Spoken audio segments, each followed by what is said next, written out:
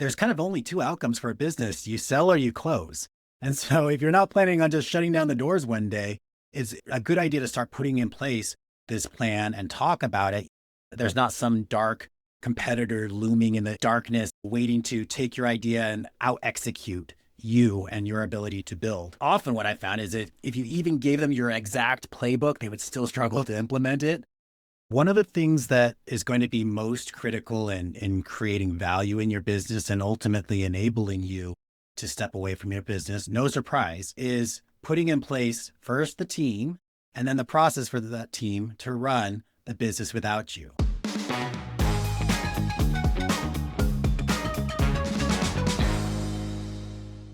Welcome to another episode of Better Business, Better Life. I'm your host, Debra Chantry-Taylor, and I'm passionate about helping entrepreneurs create a better life by creating a better business. I'm a certified EOS implementer, an accredited family business advisor, and I work with business owners and their leadership teams to put in place simple, pragmatic tools that bring their systems, their processes, their people, their data all together to create a better business and to enable the owner to let go and get back to doing what they love.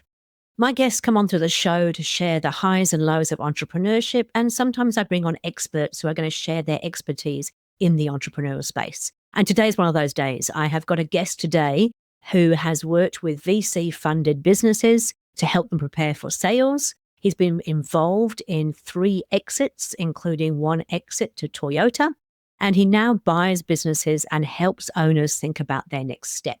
Today, he is going to share with you when you should think about exiting your business and what are the thoughts, the decisions, the processes you should go to in order to enable that. I'd like to introduce you to David Horry, who is in the business of buying businesses through his company, Topline Operations. So welcome to the show, David. It's lovely to have you here from the other side of the world. It's lovely to be here. Thank you for having me. Now, we just had a quick chat before we came on the podcast, and I'd love for you to share your story with the listeners in terms of how you got to doing what you're doing today and how you got to be who you are. Absolutely. So I guess the high level overview is for the last, we'll call it 10 years, I've been in the world of helping mostly VC funded founders build their companies from scratch. And so at the point where a founder has an idea and people have agreed it's a good idea and they're going to give a lot of money towards that idea, they would connect with me and I would do a lot of the hiring of that initial team and putting in place process and systems to enable those people to do what they do best. And God's blessed me tremendously in that in the last 10 years, that's resulted in 3 exits. And the last exit was a great experience. We exited to Toyota and I got to transition everything into a Japan-based company, which was a wild learning experience and opportunity. I realized I want to build for myself. It's been great building on other people's vision, but now it's time for me to build for myself. And so for the last couple of years, I've been looking at buying businesses, and that's really my focus these days. And along the way, I've had the opportunity to coach a couple of different business owners because scaling is my expertise, and sometimes they just need a little bit of a different playbook. And some of the things I've learned along the way, the hard way, and I'm happy to share that with owners. And I think I've mentioned this, EOS. I wasn't aware of it when I was building these startups. And then I read Traction and I realized if only I'd read this sooner, it would have saved me literal months of my life. and it's been borne out through my experience in the trenches. So that's a little backstory. Beautiful. I'm going to actually go back a little bit further. So how on earth did you even get into VC-funded businesses? Like, what is your upbringing? How did you get interested in business? Sure. So I guess I'll start with my first corporate role was in a really big global law firm. And it was a tremendous opportunity to work with really motivated, intelligent folks on a global platform. But what I found is that they weren't on the bleeding edge of technology. We'll just call it that. And also when I had ideas, they would acknowledge it. They'd say, that's a great idea. Are any of the other law firms doing it? Because if they are, then we know you're onto something. And it crushed me to think that somebody else might realize it and enact it before we did. And we were just never going to be at the forefront of thought leadership from an organizational perspective or a process perspective. They wanted to do things that have been proven by others.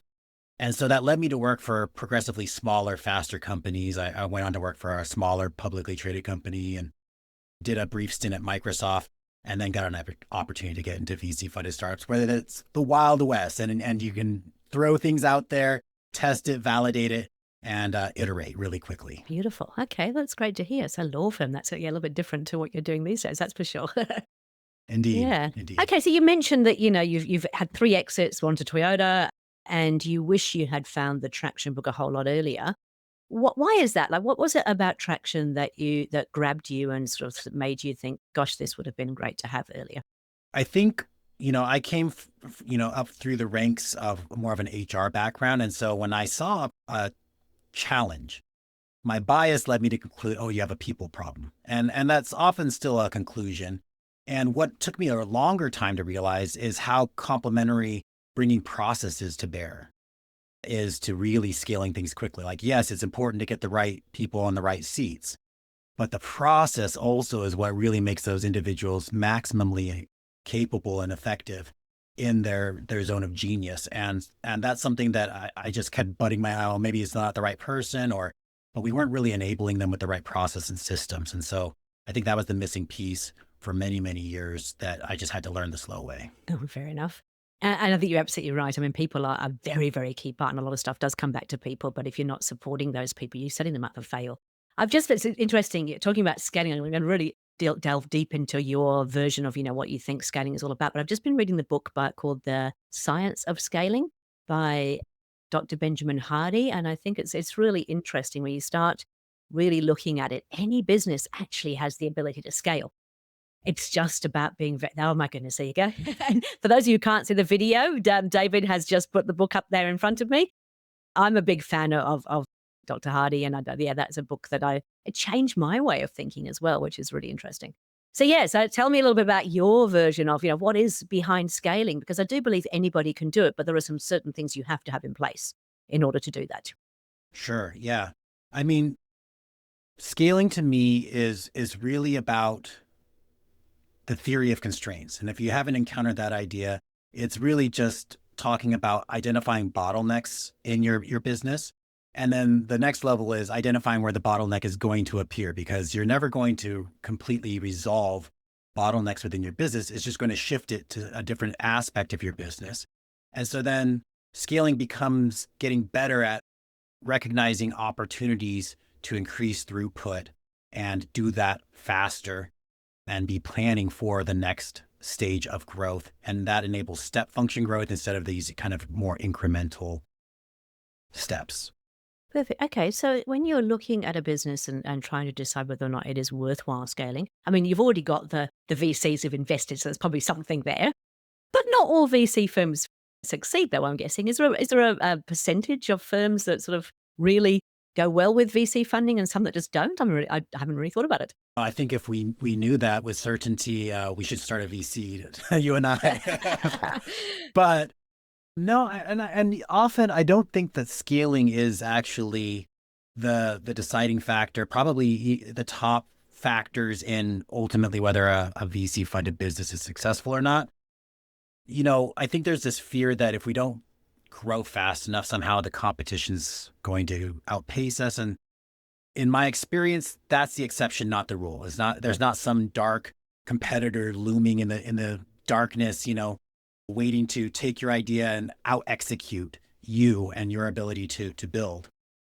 Often what I found is that if you even gave them your exact playbook, they would still struggle to implement it.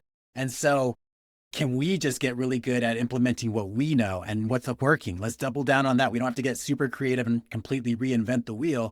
There are, and I think EOS is a great example of this, time-tested systems and processes that you can implement that are going to give you results if you stay the course and continue to measure it and adjust accordingly. That's a really good point. And it is interesting as an EOS implementer, what I see is a lot of people, they take the basics of Traction or EOS, and then of course they want to play with it. They end up overcomplicating it. And it's like, if you just actually stick to the basics, you get the results that you need. Yeah, don't reinvent it. No, it's been used by, hundreds of thousands of businesses, been around for a long time, but it's funny, we're human, right? And so we always want to try and fine tune things and make it a little bit better. And the amount of level 10 meetings that I sit through where the agenda has just completely changed, and you kind of go, "This isn't a level 10 meeting. Where did this come from?" But it's because over time they've made it messed around with it. So back to my question in terms of, so when you're looking at working with a business who potentially is looking to scale, is there certain things that you look for to decide whether or not it is, that you can actually help them? Yes, I think a lot of it comes down to the executive team or the founder, the owner, and their willingness to embrace change and embrace the unfamiliar. You're going to have to lose sight of the way you've done things for a long time, probably, in order to really scale things. And pretty much everything that is familiar is going to have to, at some point, be replaced because the playbook that got you to, let's say, to 3 million in revenue is not going to get you to 10. It's an entirely different playbook. And so if you're unwilling to, and you don't have a history of implementing new things and being able to stick to it long enough to see the fruit borne out, then that's probably not a great candidate for me to work with. And I want to work with people that are decisive and have followed through. I call them just add water people, where they're like, I'm just here to take it in. You tell me what to do. We're gonna implement it. We're gonna be consistent. And those are the people that really get tremendous results. Perfect. So I'm going to ask you now to give us a little bit of insight into one of the exits that you've actually had, because I think that's going to be really fascinating for the listeners to understand that journey. So I'd love to hear about the one that got sold to Toyota, because that is a very different sort of exit to a normal exit. Can you share a little bit, without giving away sort of confidential things, can you share a little bit of that journey and what you did and how you worked to do that? What are the steps to exiting? Sure. So I think a big thing that is going to be important to anybody that is potentially going to think about exiting their company is being clear on who you are as a company, and when I say who you are as a company, I'm talking about how much transparency you are able to have with your team. And it's tremendously powerful if you are a transparent founder, owner, executive team that is used to not shielding your team from problems and challenges, but including them in it. If that's not you, that's okay. Now's not the time to start sharing everything, but that's tremendously powerful if you can, and start telling them like, this is the plan. We have these measured steps that we're taking. And that was something that was, I think, really helpful in that specific exit, is that we all kind of knew that we were marching towards that outcome. And the executive team did a really good job of highlighting the opportunities, the potential growth for people's careers, and what that, infusion of resources could do for our technology and scaling. So everybody was already on board by the time it was actually signed on the dotted line. So this is a really good point, because I think that sometimes people think, well, we can't share that we're looking to exit because people will get scared and they're going to want to leave. But in actual fact, usually by creating an exit plan, you are looking to continue to grow the business. And so therefore, as you said, it makes that opportunities available for people who are working in the business even greater. Yeah. And that's kind of a meta point, that if you know there's kind of only two outcomes for a business, you sell or you close. And so if you're not planning on just shutting down the doors one day, it's a good idea to start putting in place this plan and talk about it, even if it's 10 years off, 5 years off. It's not premature to start saying like, this is the intention and I want to be able to pass the baton on. And when you start that with that intention, people get on board and they understand how they fit into the vision. And then you can start to leverage their participation, their ideas towards that end. So that's pretty powerful. Yeah. So sorry, so I interrupted, but you were saying that, yes, you got the executive team, they were sharing that with the people. They had all the people on board. They knew exactly where they were going, which is part of any business. Like if you don't know where you're going, any road will get you there. But because they knew where they were headed and they were all behind it, all rowing in the same direction, that was a great starting point. What happened from there? Yeah. So we didn't know exactly who was going to buy us, and there was a couple of different, potential outcomes. But once they announced it, there was obviously a lot of excitement. But the challenge that was kind of unique in this was that the Toyota entity that acquired us, was actually a brand new startup in and of itself. So there was no actual business operations stood up yet. It was mostly just a fund that was acquiring these entities really quickly to establish itself. And we were one of the first acquisitions. And so that was an interesting exercise, because they were bringing us in and had like all these resources. And really it was kind of a lot of money. And then they were looking at us for the playbook on, well, how do you do this? Let's use that as the template now for something on global scale, because we were just US based at the time. And so that was really interesting. And we're standing up a lot of the things that I had just built, like hiring processes and, a lot of the different KPIs and metrics. Like, what are you measuring? Oh, that sounds great. Let's use that as well. And so it was kind of a lift and shift of a lot of the processes I spent the last couple of years building internally, but immediately giving it a global platform, which was pretty unique. And that must have been one of the appeals for them, right? In terms of looking at a business that had processes and had all these things there. They were measuring data, they were doing the right things. That would have been a big factor, I'd imagine, in them choosing you to acquire.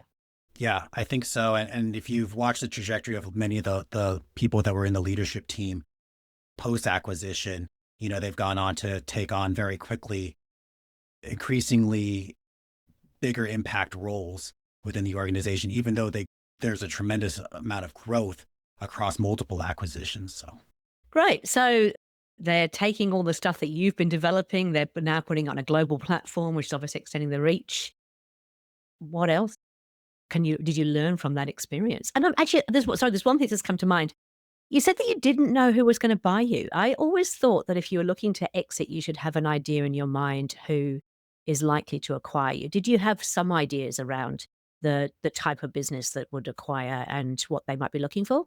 the fewer people that know, the better, in many cases, because just like if you give too many options to a shopper, you're going to have really strong opinions. And if you only present two options, you're going to feel really good about choosing one of them. And if you know that there's five, then you're going to have a lot harder time deciding what you're going to like. So who it is played very close to the vest usually. And it could really run the gamut, especially in the VC world. Like you could literally be running dual processes of trying to raise another round, and you're getting offers to exit you that you're having to which one's better? Do we want to keep building on our own, or do we want to take this opportunity and their, customer base or their investor base or whatever it is to continue our mission in that direction?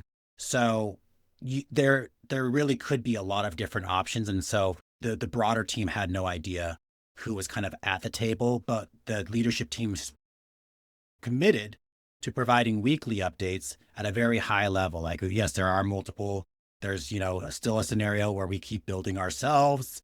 There's also other scenarios that we're reviewing. So It's a fascinating journey, isn't it? it is. Yeah. Yeah.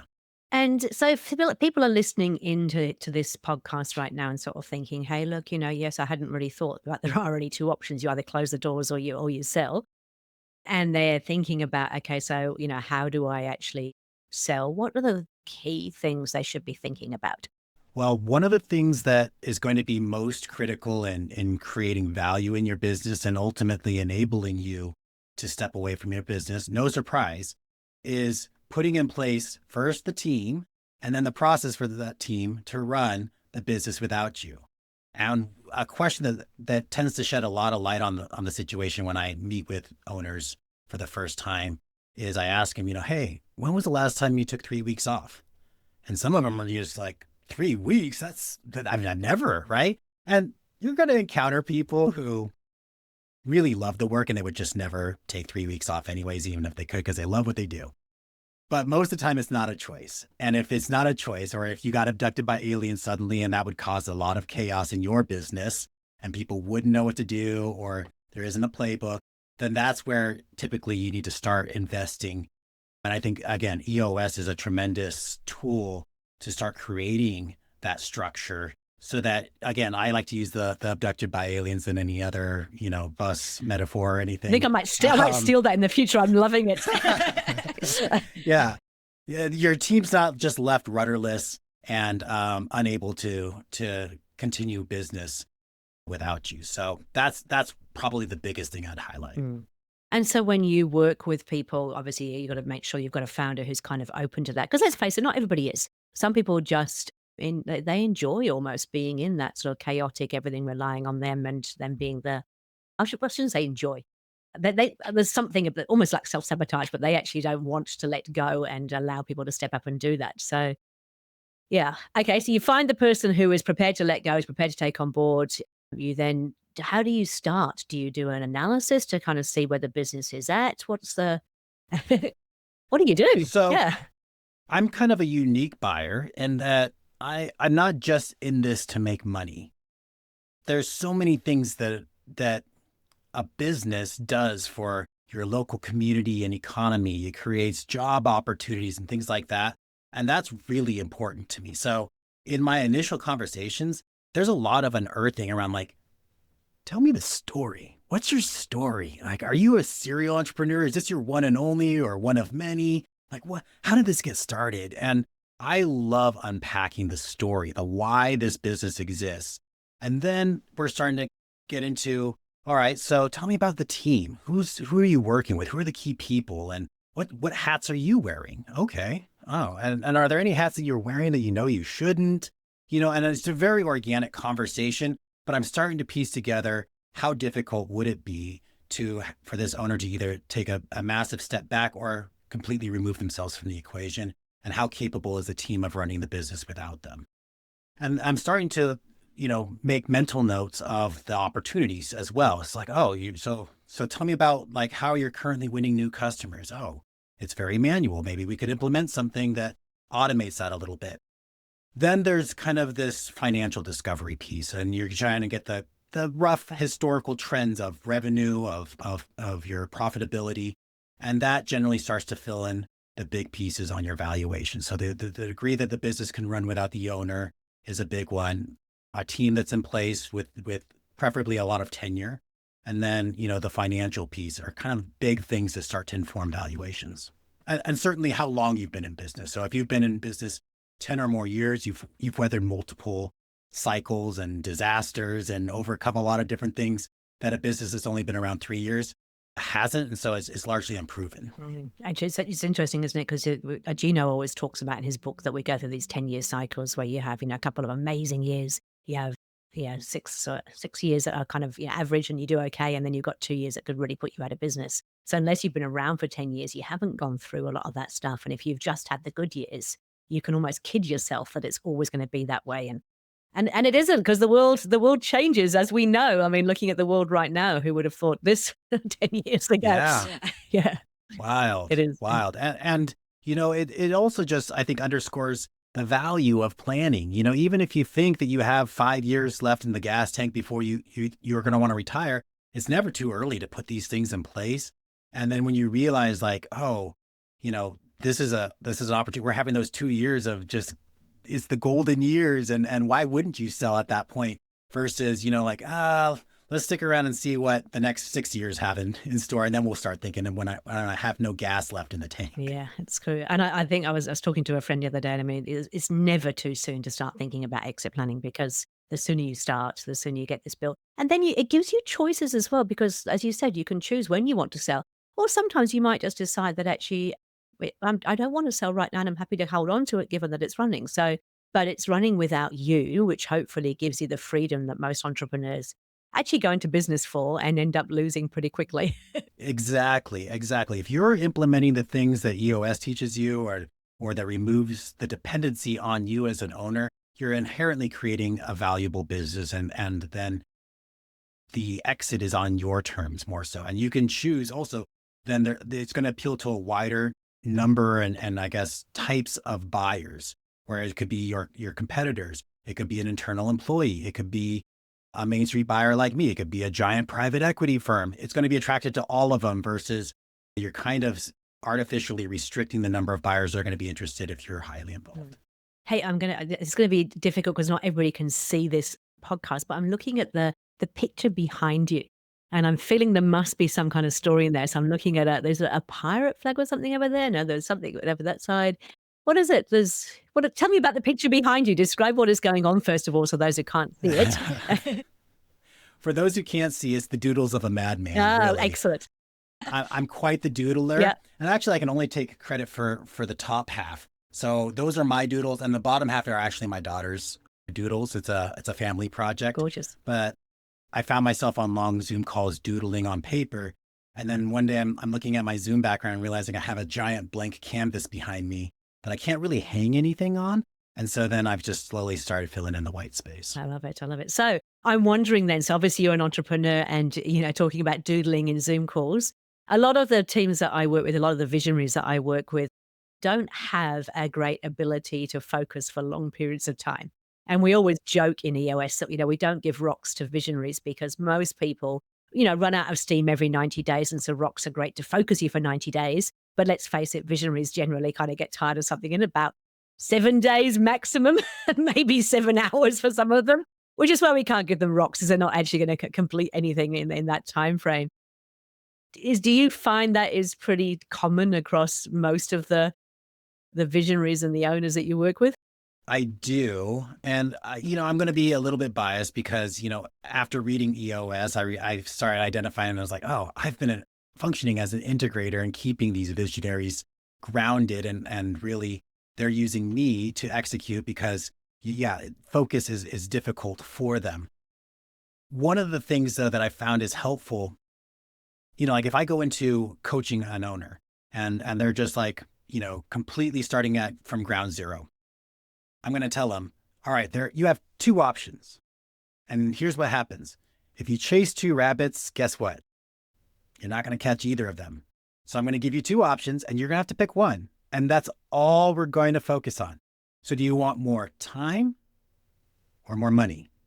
And that's it. And so then they can start to like realize and articulate what's keeping them up at night and what's their biggest priority. And great, now we can build a solution that addresses that.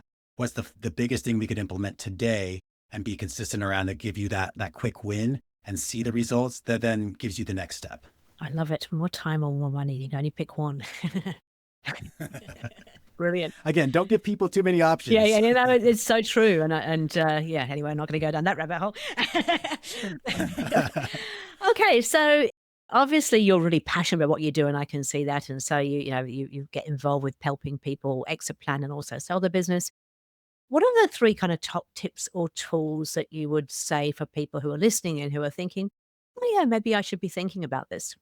Well, I think, we've said this a couple of times, but it bears repeating, is never too early. Never too early to start thinking about it, asking questions, educating yourself. And educating yourself could be a number of things. It could be, talking to a business broker. That's somebody that is a professional in preparing businesses for sale, listing them and helping owners navigate the process. It's not for everybody. I'll just tell you, like, there's no silver bullet that solves and no magic pill that solves every person's problem, but that's an option. You can also go find consultants and people like me that are out there, and we can, teach you, show you, give you resources, talking to other business owners in your network that have exited. A lot of people, I think, have reticence in admitting like, oh, I don't know how to approach selling your business. Why would you? If you're lucky, it happens once in your lifetime for most people. And then, like nobody's banging down your door asking you how you did it. They're just like, oh, it was inevitable. It was, and everything probably just went along swimmingly. All I see now is that you're on the golf course a lot more or whatever that looks like. So go ask people in your network that have done it. You're like, hey, you sold last year. Like any learnings? Who did you work with? But talk to multiple perspectives, get a lot of different perspectives. And one of the things that I would suggest as you're thinking about somebody to shed light on this process for you is who's listening. I was asked by a business owner just this week, hey, do you have any advice for picking an owner? Like, or a broker to represent me? Is it somebody that focuses just on my specific industry and niche, or somebody that's selling across the country and they'll sell just about anything? And I said, pick the one who listens to you, who really is intently listening to you and then reflecting back their understanding of your priorities, your goals. And because the one that shows up with like, oh, this is all I do and I've got a cookie cutter solution for you, probably isn't going to get you the best outcome. I think that's true with actually most people. If you think about people who listen, people who are present, people who are actually wanting to help you, are the people who are likely to get the best results for you. But it is interesting because business brokers, there's a lot out there and they don't always have a good reputation. And I'm wondering, why do you think that is? I'm going to answer, from an organizational perspective, a lot of things come back to, I think, the misalignment of incentives. And when you think about just like a business broker or somebody that's selling your house, they're incentivized to get the thing sold. And usually their compensation is tied to sold for more. And so then the trade-off is maybe they're incentivized to care less about to whom and what happens to your business afterwards and a lot of other things. And if the focus is maximizing the exit price, a lot of times then that takes a lot of options off the table. And again, if you're listening, you realize, oh my goodness, you have, a real reason. Like I was speaking to a business owner. His mother is having some health challenges. She lives in Spain. He wants to spend more time with her. Every day he doesn't sell his business is a precious day that he is unable to spend with his mom. And so are we going to really hold out for the biggest cash price possible?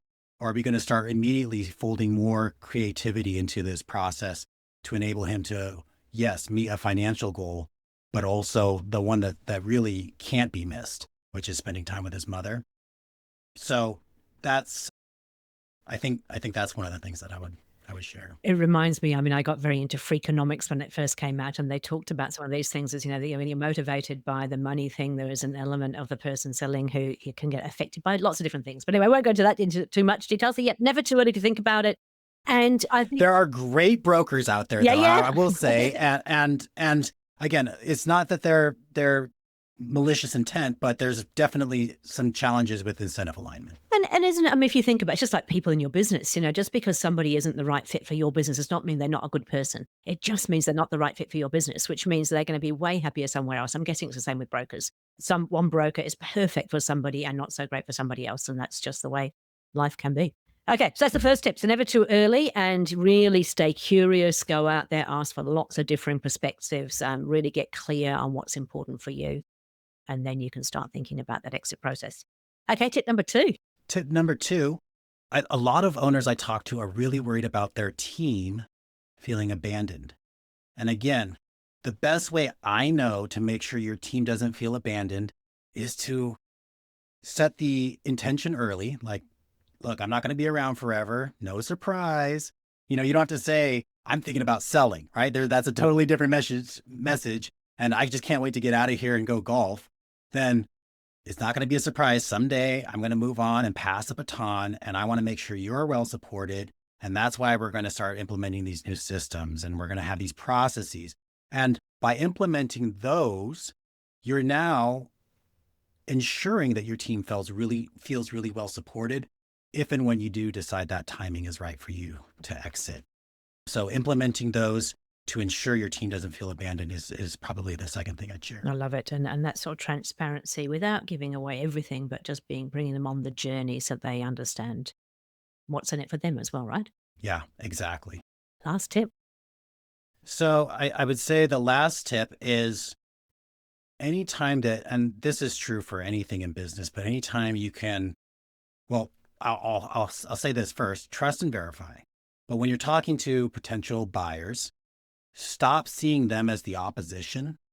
The first thing I do when I go to quote unquote negotiate is I say, this is my favorite part. This is where we both get to put our thinking hats on. I'm going to sit next to you, and you and I are going to figure out this puzzle and collaborate together to figure out how do we create the most value for each other. And if you go into a exit scenario thinking like, how can we work together to deliver this with multiple different perspectives and partners, and you've validated that, they have the means, they have the integrity, they're going to take care of your team, then you're going to have a tremendously powerful opportunity to exit well. I love it. Looking for value on both sides, which is, it's really what all relationships should be about. But I think sometimes we approach it with an attitude of, yes, this is the opposition. We've got to get the most out of them. We've got to, looking at them both sides is really cool. Okay, I know that you are about to do, I should say, a webinar that will actually help people in terms of, exploring some of this stuff. Tell me a little bit more about that. Yes. So starting in February, I'm going to be hosting a weekly webinar. And again, what I've found is that there's just a lot of unknowns, and people, I think, are fearful about talking about it, about exploring it. They don't even know where to start, and it feels really overwhelming. And so the goal of it is just to say, you can start planning your exit, and it doesn't have to be, a big confusing mess. Here's some frameworks you can use to start thinking through it, to start planning, and really enabling you to learn about what's involved. What are the big drivers of valuation? How is my business valued? Those kinds of things and what to expect. And sharing some of the like gotchas that I've learned along the way through talking through with multiple business owners. Great. So it's kind of a safe space to explore some of those things that you're maybe wanting to ask, maybe thinking about, but not really feeling that you are able to, and sharing some of those experiences that people don't fall down the same rabbit holes that you might have done in the past. Yeah. And again, business owners generally don't have a place where they're going. They're so busy building and working in the business that there's not like a water cooler that you go and hang out with other business owners and say, so you're thinking about exiting. Like, what are you doing? Who are you talking to? Like, it just doesn't happen. So, you know, that's the point of it. Beautiful. Okay. Well, we'll make sure we've got details for people to get in contact with you in the notes from the podcast so they can actually find out what that podcast is as well. Sorry, where the webinar is. The one last thing I really wanted to ask you, and you mentioned a couple of times without me prompting that you think, the EOS system is a great system for bringing in the people, the systems, the processes, and really creating the environment where the business is not reliant on you. Is there a favorite EOS tool that you have in terms of that you love seeing businesses use? My favorite. So I'll tell you what mine is. My favorite at the moment, and I change all the time depending on where I'm at and what businesses I'm working with. But at the moment, I am really obsessed with the people analyzer because I think that it's such a simple tool for taking all the emotion out of it. So when you have that kind of gut feel where you kind of think, I'm not sure if this person is right, or I'm not sure if they're, doing the role well enough, you can use it to get that out of your head and sort of think logically about it. And if you give somebody a score that is, on the values, for example, a plus, minus, or a minus, you've got to actually dig deep and go, well, why is that? What are the specific examples I can give around how they don't do that? Or on the GWC part, do they get it, want to have capacity? If you give them a no, you're not saying it is definitely a no, but it gives you an opportunity to have a conversation with somebody about whether or not it is a yes or a no, and what have we done? What it's about, again, both sides of the equation. Like, what are they doing, but also how are we potentially not supporting them or doing what we need to do to make the best version of them? So I just love that tool at the moment. I vary each month depending on what's going on in the businesses I'm working with, but I'm just seeing that being used a lot at the moment. Well, I would say the one that I'm most familiar with implementing after reading the book is just the rocks concept. And when that's a really powerful, I think, visualization for anybody, even if you're not familiar with EOS. And, again, I don't want to harp on the same single note, but giving people fewer options and fewer things to focus on. It's just like, okay, if we only get 2 things done this quarter, what do those 2 things have to be? And giving them that framework, I think, is probably one of my favorites. And it's challenging because I know that when I first start working with teams for the EOS process, you say less is more, you say less but obsessed, weniger aber besser, all these things, and try and get them to really focus in, and they just can't. And I mean, even one of my own companies that we ran EOS in, the very, very first session we did, I said, right, we want to come up with 3 to 7 absolute maximum, less is more, things we want to focus on, and they come up with 11. And no matter how much I tried to encourage them not to go with 11, they were like, because you can't force, right? You've got to allow them to actually own the process. And they said, no, we're going to go with 11. So it's like, okay, fine, we'll go with the 11. We came back a quarter later and I sort of, how did it go? And they're like, oh, we did great. We got 3 out of 5 rocks done. I went, no, we had 11. Oh, yeah, but we got rid of a whole bunch of them. So we got 3 out of 5. And it's like, let's not kid ourselves. You got 3 out of 11. That's what actually really happened. What have we learned from that? And so, it's hard, especially when people have been, I guess, being distracted by bright, shiny objects, or the owner's been throwing things at them left, right, and center, to actually get down to that laser sharp focus. But I think you've made the point beautifully throughout the whole podcast. You give people like just 2 things and it's so much easier. 3 is usually the maximum most brains can kind of cope with. So why do we keep trying to bombard our people with more than 2 or 3 things? Yeah. I don't know if this is helpful too, but one of the things that I've learned along the way is people, I think, have that FOMO on, like, oh, if we only commit to 2, we're bound to like have regret about this 3rd thing. And committing to 2 actually is a really powerful opportunity to go all in, really get a lot of data around that. And at any point, you could decide, actually, I don't think this is going to get us to where we need to be. We should absolutely go after option 3, and you can make that decision, but now you have data around it. Why are you doing that? What about what you chose to focus on initially doesn't support the outcome you're looking for. And so you get your cake and you eat it too, like just pick two. Yep. We can always change our mind. And go all in. I mean, that's the thing, because then you have the capacity to go all in. If you've got 11, you don't have the capacity to go all in on anything. So I think you're absolutely right. It really forces you to look much, much deeper and look at the data. And then, as you said, I think people think, well, of course you can actually not complete rocks. You can actually go, that's not an option. We didn't go ahead with it for the right reasons. We've got the data to support it. And you can always add extra things in if you finish the 2 that you've set. Yeah. Yeah. Okay. Hey, David, look, it's been an absolute pleasure to speak with you. Thank you so much for sharing your knowledge and your wisdom and your experiences. We're going to definitely make sure we've got all of your details in those notes. People can find you. We've obviously got those webinars coming up in February, which I think is a great, great opportunity for people who are listening in, because it is challenging when you're thinking about selling. Like you said, it's not the sort of conversation you have regularly with people around the water cooler. I think it's great to have that support network to do that. Any parting kind of comments you'd like to make? Thank you for sharing your platform with me and giving me the opportunity. It's lovely.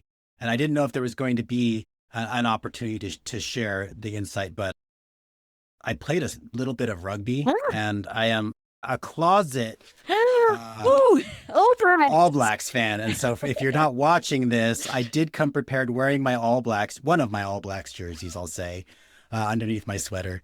And so thank you for having me. Look, I love it. I love it.